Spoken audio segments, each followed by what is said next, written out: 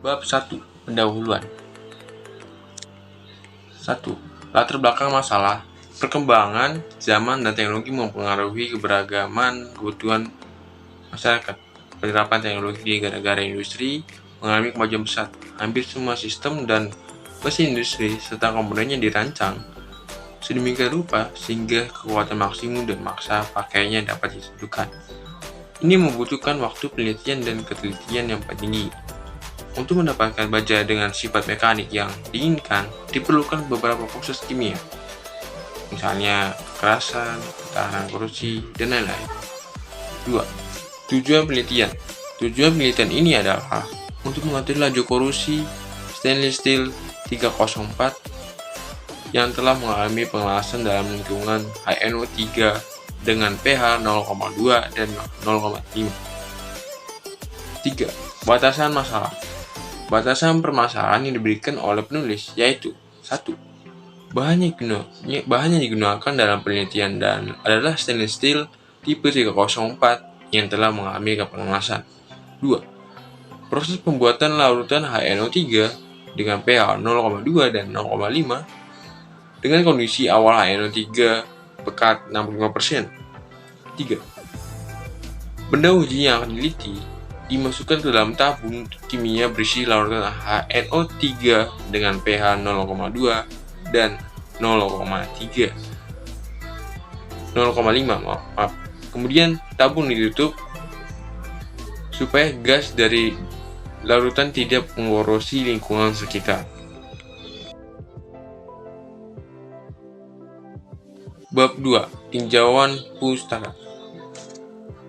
Dengan pesatnya perkembangan teknologi, keunggulan energi nuklir yang sebelumnya digunakan sebagai senjata militer, kini banyak digunakan untuk memenuhi kebutuhan manusia. Penggunaan teknologi nuklir memiliki banyak keuntungan karena sifat radiasinya yang mudah dideteksi pada tingkat yang sangat rendah, memiliki penetrasi yang tinggi, serta dapat dikontrol arah, luas fase, dan energi partikelnya. Stainless steel sangat cocok untuk membuat tabung reaksi untuk reaksi nuklir. Contoh penggunaan stainless steel adalah pipa reaktor SAMOP atau Subcritical Assembly for Reaction. Stainless steel merupakan paduan besi dengan kandungan Cr minimal 12%. Reaksi oksidasi antara oksigen O2 dan kromium Cr membutuhkan lapisan pelindung, lapisan anti korosi untuk meningkatkan sifat baja tahan karat. Elemen lain ditambahkan tergantung pada tujuannya. Unsur tambahan lainnya adalah nikel, molybdenum, tembaga, titanium yang meningkatkan suhu dan ketahanan korosi.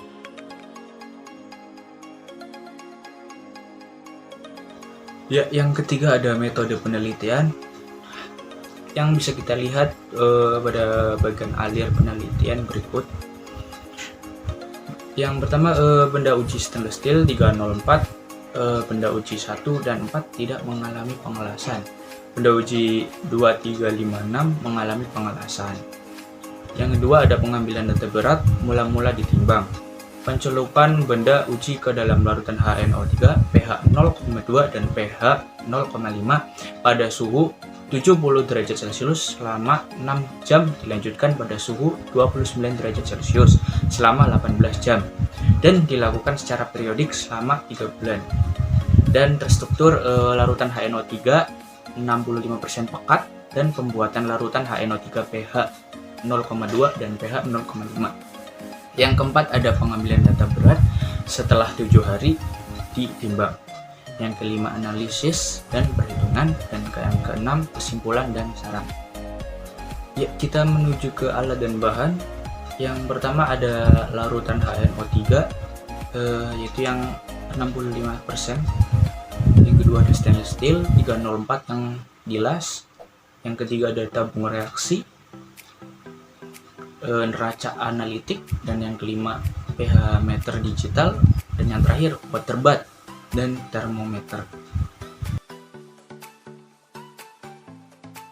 Kita langsung menuju ke hasil dan pembahasan.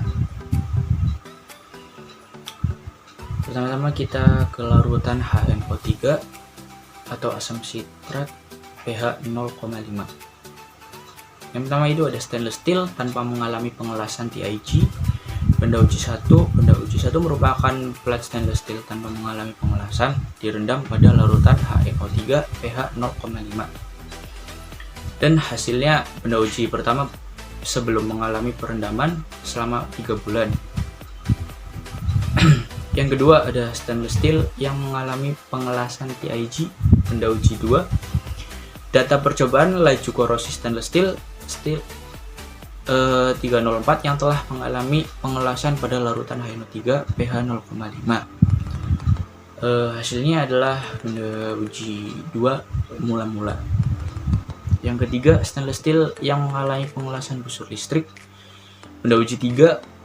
Benda uji 3 merupakan plat stainless steel 304 yang telah mengalami pengelasan busur listrik. Dan hasilnya benda uji 3 setelah mengalami perendaman selama 13 minggu.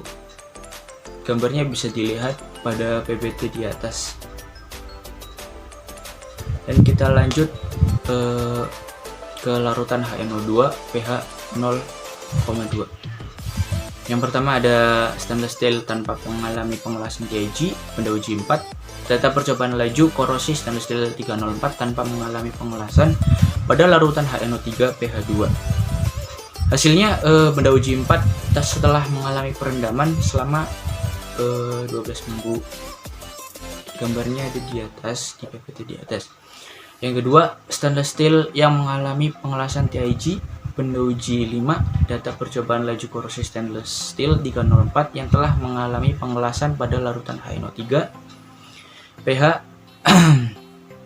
0,2. Dan hasilnya benda uji 5 setelah mengalami perendaman selama 12 minggu. Gambar dan dokumentasi ada di atas. Nomor 3, stainless steel yang mengalami pengelasan busur listrik, benda uji 6. Benda uji 6 merupakan plat stainless steel 304 yang telah mengalami pengelasan busur listrik. Dan hasilnya pada benda uji ke-6 setelah mengalami perendaman selama 12 minggu. Hasil dan dokumentasi ada di PPT di atas. Pembahasan. Spensima yang dilas atau tidak dilas dapat berkarat, yang ditunjukkan dengan penurunan bara spensima setelah direndam dalam larutan HNO3 pH 0,5 maupun pH 0,2. Korosi terjadi secara merata di seluruh permukaan akibat rusaknya lapisan pelindung yang melindungi baja tahan dari karat korosi. Ada perbedaan signifikan dalam laju korosi dari spensima yang dilas dan tidak dilas. Tingkat korosi tertinggi dari sampel las busur adalah karena metode pengelasan yang buruk. Pada las ini banyak CR yang kontraksi selama pendinginan, sehingga lapisan pelindung menjadi kurang sempurna. Ketika berat benda diuji berkurang, terjadi korosi pada benda diuji karena sebagian lapisan pelindungnya rusak. Jika berat contoh diuji tidak berkurang atau beratnya stabil, berarti contoh uji tidak mengalami korosi. Ada kemungkinan bahwa lapisan pelindung yang rusak akan terbentuk kembali setelah reaksi oksidasi antara CR dalam baja tahan karat dan oksigen di lingkungan bebas. Saat ini dikeringkan di bawah sinar matahari sebelum penimbangan mingguan. 5. Kesimpulan. Dari hasil penelitian selama 12 minggu, dapat diambil kesimpulan antara benda yang diuji telah mengalami pengelasan dengan benda uji yang tidak mengalami pengelasan. Ada perbedaan yang signifikan laju korosinya dalam larutan HNO3.